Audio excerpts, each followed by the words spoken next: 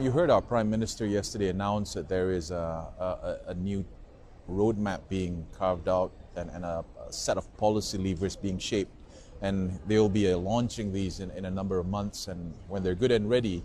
But the indicators with regards to the government's push for green energy as a higher component, they are in line with ASEAN's RE percentage of the mix by 2025. I think that there's already targets for this. And I think, as I mentioned earlier, with the NDC components being steadfastly pursued, in Malaysia's context, we have an indication that we want to attain net zero, latest by 2050.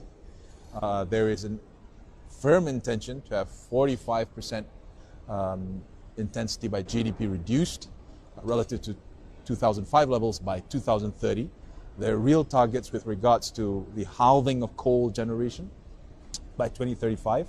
They are real concrete steps, and I think the government will now need to orchestrate this and ensure the policies as well as the ecosystem actually facilitates this without, and this is the important bit, without leaving large swaths of society behind. I mentioned during my opening address that a livable planet with a large bunch of us living in abject poverty and left behind is not a sustainable future we want to pursue. Let's just say we get to that point where we actually find a way to do that and we transition to something that is net zero by 2050 or maybe even earlier. I am curious, what is an oil and gas company like Petronas going to look like in this net zero world? Do you think that it's going to continue to be pulling out sustainable natural gases? Is it going to veer towards hydrogen and ammonia? I'm sure you've thought about what Petronas will look like 35 years down the line. Share with us what you think, sir. Thanks for the question, JP. It wouldn't surprise you that probably you're not the first constituent to ask me this question. You've had stakeholders as widespread as investors, lenders, partners, members of government, your own shareholder, our own shareholders, the Malaysian government. What are we going to pivot towards? Likely, at some point in time, national oil companies will become an energy superstore. But let me be clear. Petronas is charged under the Petroleum Development Act of 1974 to fulfill its role as an NOC. We are obliged, duty-bound, to maximize the value of our hydrocarbons, and we will do so with professionalism, integrity, and a sense of responsibility.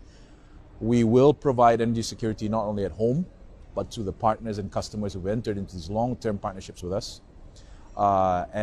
Insofar as moving and pivoting, my CFO has gone on record, I have gone on record, we're pivoting at least 20% of our CapEx, at least for the next 5 years, into decarbonization and clean energy.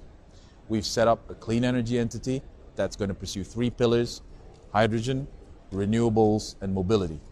We need to prepare the foundations for the less carbonized and decarbonized energy system that we will see arrive.